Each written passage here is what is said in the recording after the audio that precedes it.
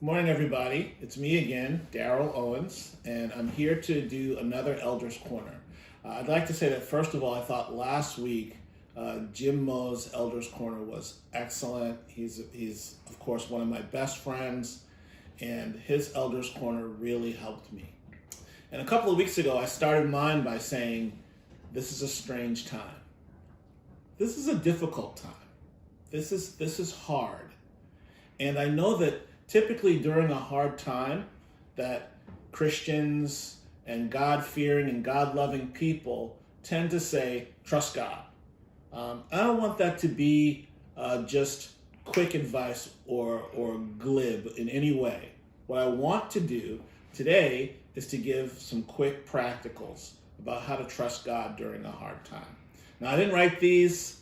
I found these the way we find everything nowadays. But I wanted to share them with you because I thought they were really super practical and helpful to me.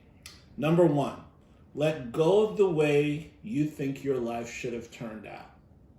You know, when we hold on, despite what God is telling us, to the way we think our life should turn out, things can go really wrong. And I'm going to give you a couple of names from Scripture for things went really wrong because they didn't trust what God was saying to them. They both begin with J. One guy's name was Jonah, and the other guy's name was Judas. I almost didn't remember Jonah there.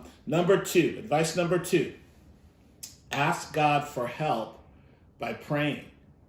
Ask God to help you to trust Him. We have a lot of time now on our hands, and we need to be filling that time in prayer. Number three, read or listen to the stories of others. Many people have written books. There's a lot of scriptures about people who have trusted God during hard times. These stories from both the modern day and from ancient times in the scriptures can give us perspective about how to hold on to God during tough times. Number four, and you've heard this a lot, be grateful. But I'm not talking about just writing a gratitude list, although that's an important exercise. I'm talking about practicing gratitude. In the drive-thru, when you ask for that coffee, express your gratitude to the person that's working there. Thank you so much for being at work today.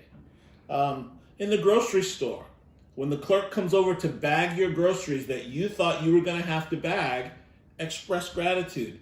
Thank you so much. I appreciate you. I'm in the gas station. Thank you. In Zoom meetings. Thank you. You know, be practical in expressing gratitude. Do it. Reach out to friends and family. Make calls, send texts, send emails, mail a gift or a postcard. Okay? And then finally, number six, which I think is really, for me, it's been the most helpful one. You know, I had a really bad day Monday, and I had to get outside of my office, outside of the place where I'm working, and get an eternal perspective. Number six is to get an eternal perspective. And for this one, I have a scripture. Now, this letter, this epistle, this New Testament letter, is my favorite epistle. It's Paul's letter to the church in Ephesus, commonly known as Ephesians, if you're looking for it in the scripture for a first time. And I'm going to read Ephesians chapter 1, and I'm going to start in verse 18. Paul writes, I pray that the eyes of your heart may be enlightened, in order that you may know the hope to which he has called you, the riches of his glorious inheritance in his holy people, and his incomparably great power for us who believe. That power is the same as the mighty strength he exerted when he raised Christ from the dead and seated him at his right hand in the heavenly realms, far above all rule and authority, power and dominion, and every name that is invoked, not only in this present age, but also in the one to come. And God placed all things under his feet and appointed him to be head over everything for the church, which is his body, the fullness of him who fills everything in every way.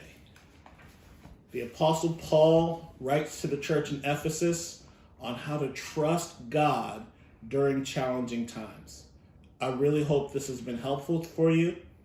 I really love you and care about you. And I'll give the same advice I gave a couple of weeks ago.